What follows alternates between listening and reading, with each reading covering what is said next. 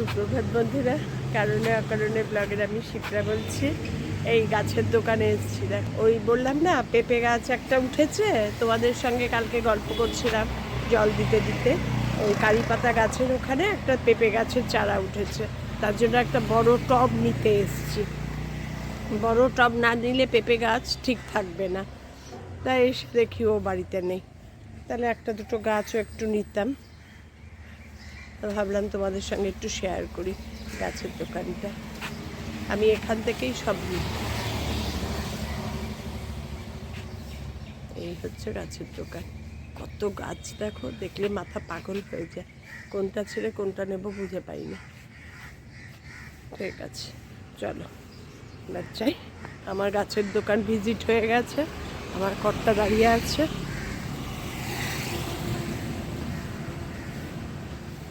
অম্বুবাচী বলে চলছে বলে সব ঠাকুরের মন্দির বন্ধ, পর্দা টানা, যার জন্য ঠাকুরের মন্দিরের সামনে গিয়ে মাকে আর দেখতে পাচ্ছি না। Morning walk complete. আজকে বাবানকে নিয়ে বেরোতে বেরোতে দেরি হয়ে গেছে। এসে দেখি বাস স্ট্যান্ডে, মানে গলির মোড়ে এসে দেখি গাড়ি দাঁড়িয়ে আছে। এরকম কোনো দিন আমাদের হয় না। ঠিক আছে, চলো দেখতে থাকো।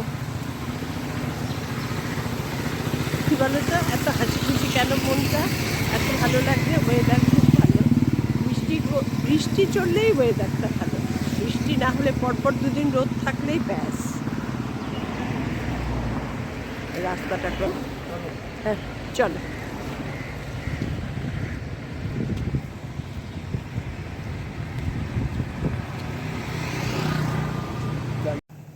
আজকে রান্না করছি হচ্ছে পমফ্রেট মাছ। নুন হলুদ মাখিয়ে রেখেছি, টমেটো পেঁয়াজ অল্প একটু রসুন দেবো, আদা আর কাঁচা লঙ্কা সব রেডি করে রেখেছি। তোমাদের দেখাচ্ছি কীভাবে কী করি। অনেক দিন পর আসলো পমফ্রেট মাছ।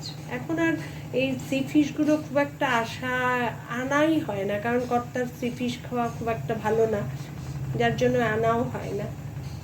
আমি এখন রান্নাটা করছি, কিভাবে করছি কি করছি তোমাদের দেখাচ্ছি।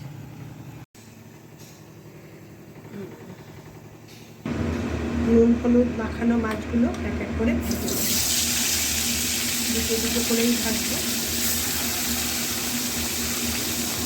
পমফ্রেট মাছ তো একটু কড়া করেই ভাজতে হয়। মাছ ভাজাগুলো কমপ্লিট হলো, কড়া করে ভেজে নিয়েছি।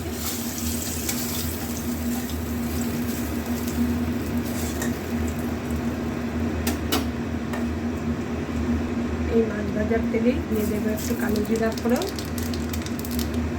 দেবো একটা কাঁচা লঙ্কা, কাঁচকলা, দিয়ে দেবো পেঁয়াজ, একটু রসুনও আছে তার মধ্যে থেতো করা, আর দিয়ে দেবো একটু আদা আর টমেটো, তাই সব দিয়ে দিলাম মশলা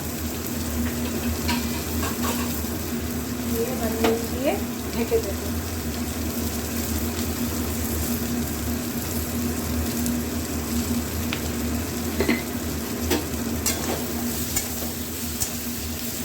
সমস্ত মশলাগুলো ভালো ভাজা হোক,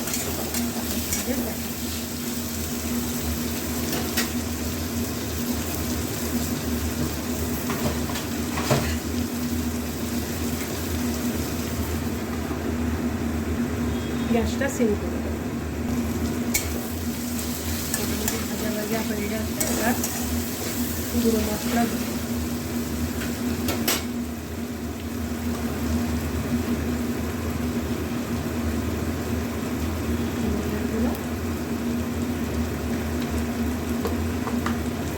কাশ্মীরি লঙ্কা, ব্যাস।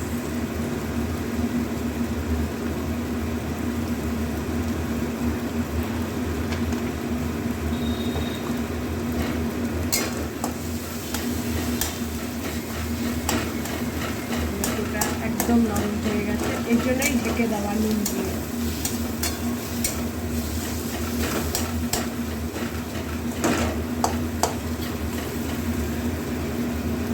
এবার আবার একটু ঢেকে দেব।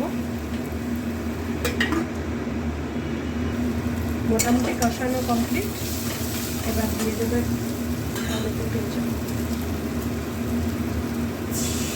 পমফ্রেট মাছ তো ভালো লাগবে।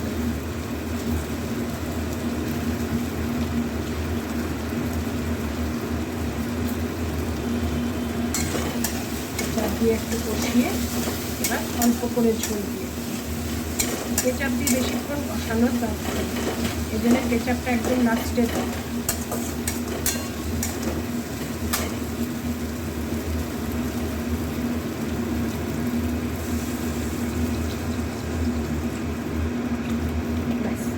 এই ঝোলটাই একদম গা মাখা মাখা ফুটে উঠবে, মাছগুলো দিয়ে ঢেকে রেখে দেবে।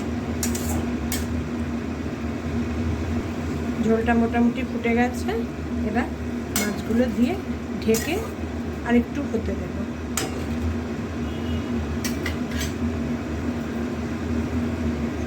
মাছগুলোর গায়েও ঝোল ঢুকবে, একদম জাস্ট ঝোল একটু আর কি মাখো মাখো টাইপ থাকবে, এরকম অবস্থায় নামিয়ে নেব।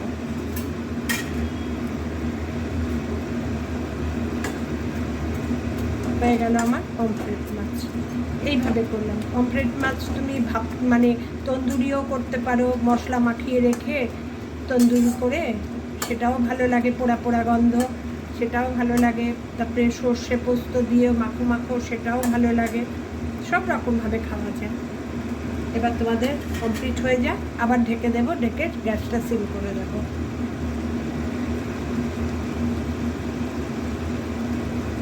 ফুটছে, এবার ঢেকে দেবো, ঢেকে গ্যাসটা সিম করে কিছুক্ষণ হতে দেবো।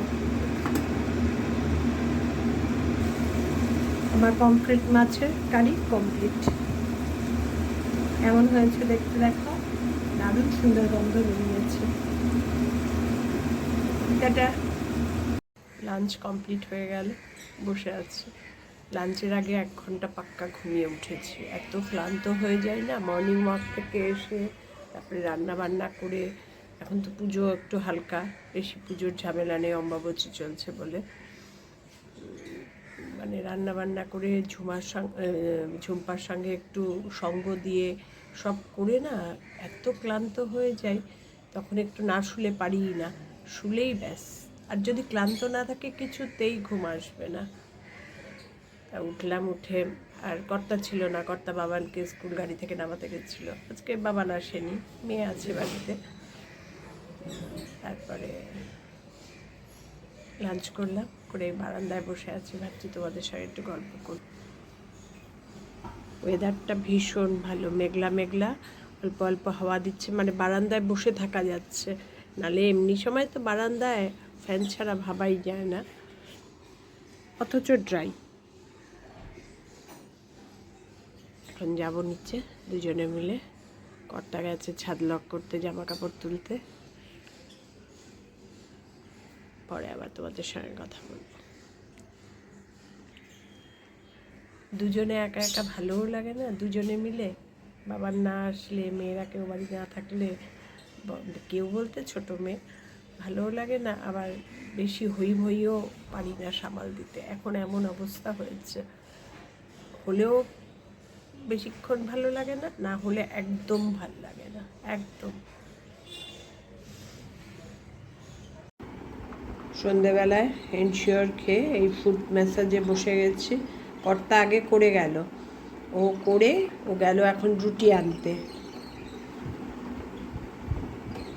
এখন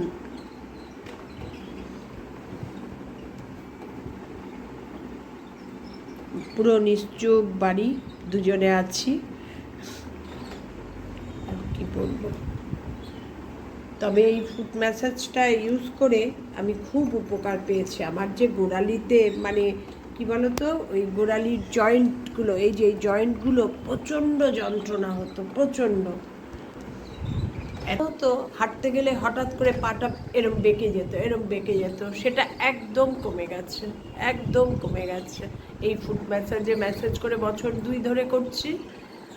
গত বছর, তার আগের বছর, বছর 2 ধরে করছে, একদম গোড়ালির ব্যথাটা একদম কমে গেছে।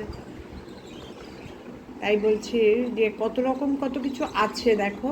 ছোট মেয়েটা কিনে দিয়েছিল ভাগ্যে, কর্তাও এভরিডে রুটিন মাফিক একদম। আর ওর তো প্রচণ্ড এসব দিকে খেয়াল না, একবার যেটা মানে একটু ভালো কিছু গুণাগুণ পায়, কোনো দিন ছাড়বে না সেটা।